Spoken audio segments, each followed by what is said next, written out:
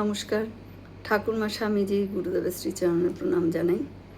আজ বাগবাজার মায়ের বাড়িতে শ্রী শ্রী মায়ের শুভ পদার্পণ তিথি স্মরণে বিশেষ শ্রদ্ধার্ঘ্য নিবেদন করছি।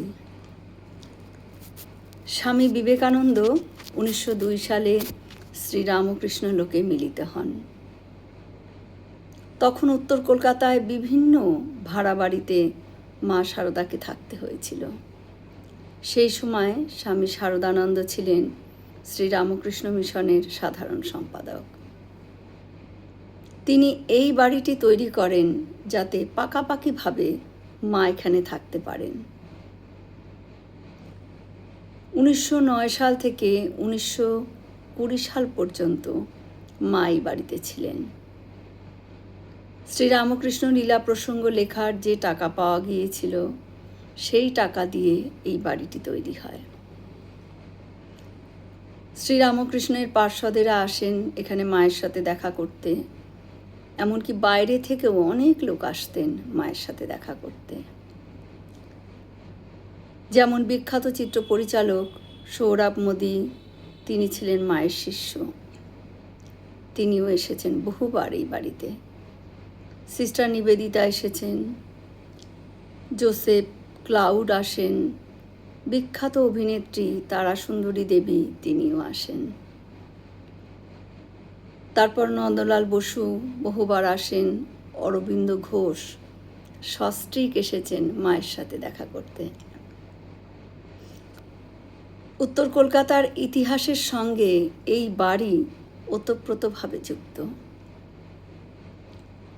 বহু বিপ্লবীরাও এসেছেন মায়ের সঙ্গে দেখা করতে এই বাড়িতে, এখন যেটিকে বলা হয় মায়ের বাড়ি।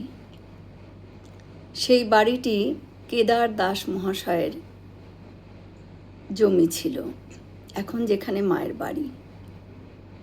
তিনি এই জমিটি দান করেন।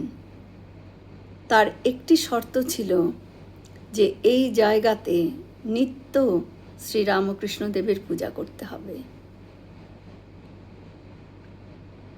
শরৎ মহারাজ এক কথায় রাজি হলেন, যেহেতু মা থাকবেন এখানে, সেখানে ঠাকুরের পুজো তো নিত্য হবেই।